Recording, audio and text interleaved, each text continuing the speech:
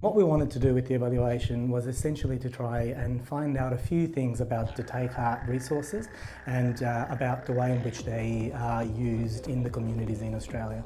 And so specifically there was 4 things that we really wanted to get our heads around. We wanted to learn first of all who in the community is using them and what they think of the Take Heart resources. We wanted to find out if the messages that the Take Heart resources get out there are actually being soaked up by people that look at the resources.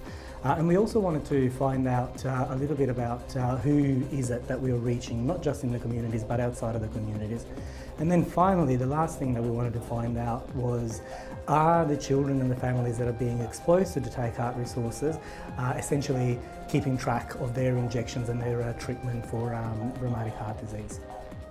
So the resources we were looking at were essentially all of the Take Heart resources. So we were looking at the short videos that are available in the different languages, Indigenous languages. We were looking at the long feature documentary.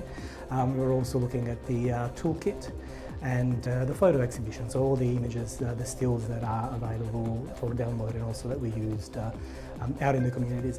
In terms of how we engaged with the communities, we were lucky that we had wonderful people on the team who had already connections with a lot of the communities that we went into, and we set up what we were referring to as Take Heart events. And what the events consisted of was a little bit different in the different communities based on what opportunities there were and also based on what we thought would be most effective.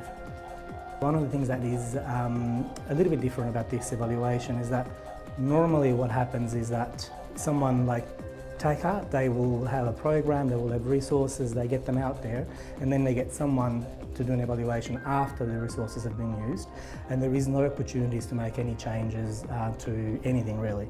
What we did, we used what is normally referred to as a developmental evaluation approach, and that means that the evaluator was working closely with the Take Heart team, and so we were able to see how things were going as we were rolling out the evaluation and make some changes. Lots of interesting stuff came out of the evaluation. First of all, when we were thinking about how the resources were perceived and used, what we learned was that essentially clinicians, so people that work with children and families with RHD, as well as the families themselves, really liked the short videos in particular. They were much more engaging.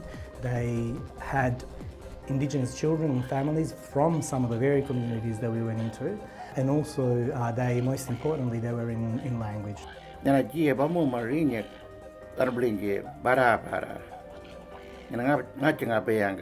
was almost like, oh wow, this is in my language, I've never seen anything on video that's actually easy for me to understand.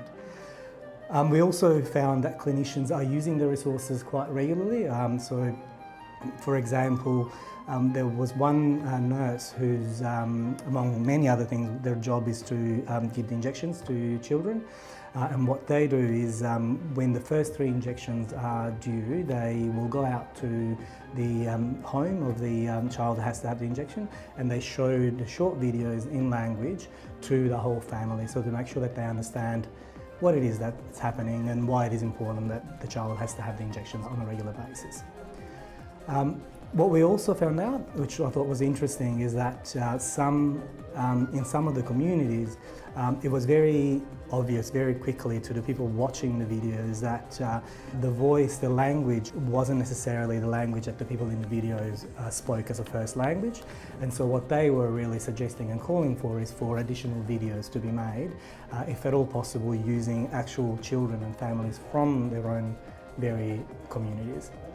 What's really valuable is to see how people in the community engage with these resources, and there's no reason why the same approach cannot be used for other conditions that are particularly an issue for Aboriginal and Torres Strait Islander people in Australia. And that's not just something that's come out of this evaluation. There's a lot of evidence out there from beyond the evaluation which says that audiovisual materials are much more effective in getting public health messages out there.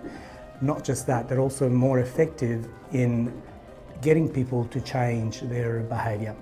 One of the things that we had set out to do at the beginning was to set up the evaluation as rigorously as possible to be able to see if there was any evidence of links between their resources and behaviour change. Unfortunately, we weren't able to collect all the data that we wanted, so we don't have any hard evidence of any causal impact. But what we did find is that we have a couple of case studies that I think provide some indication of the impact that the resources are having. And in particular, one of the things that comes to mind is when we were having one of the community events, this family turned up at the event, and there was other stands. It was a festival, so it wasn't just Take Heart that was present there, but they came straight to the Take Heart stand, and they were very happy to share with us that it was because of the Take Heart resources that the father in that family realised that their child might in fact have RHD, and so they got the child checked. Turns out that unfortunately he does have RHD, and so since then they've been making sure that he always gets the injections that he needs. Now the child is so careful with his injections that when they plan to go away, he's the one that's asking his parents whether that's going to have an impact on the injections, or whether he's going to be able to get the injections that he wants. We talked to some clinicians from other communities, and I personally was surprised to find out that even though people may know that RHD exists, they're not quite aware of what the risk factors are, and also the fact that once you do have RHD, you need to have injections for as long as 10 years, if not more, and misconceptions around the fact that it's hereditary and all these things that perhaps are associated with the fact that it's no longer as common as it used to be. In Maningrida, we met with a group of linguists in the local school, and the conversation started in relation to translating the videos in the short videos in more local languages, and from that one thing led to another, and essentially we got to talking about developing the content for the school health curriculum, and so that's something that the school had been thinking about already, but they didn't really have, I guess, the resources or necessarily the content knowledge that was necessary. And what came from that is that there is now a unit essentially at the school which focuses specifically on RHD and acute rheumatic fever, and it's been set up so that the children learn about the risk factors for ARF and RHD.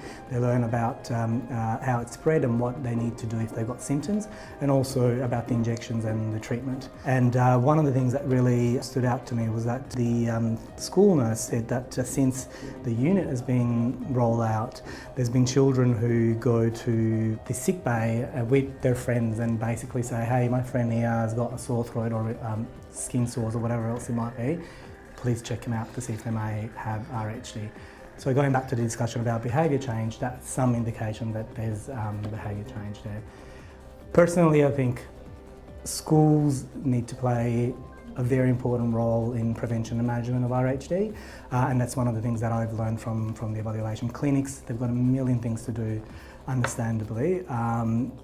Schools may be a really good place to engage more closely with children on a longer term basis.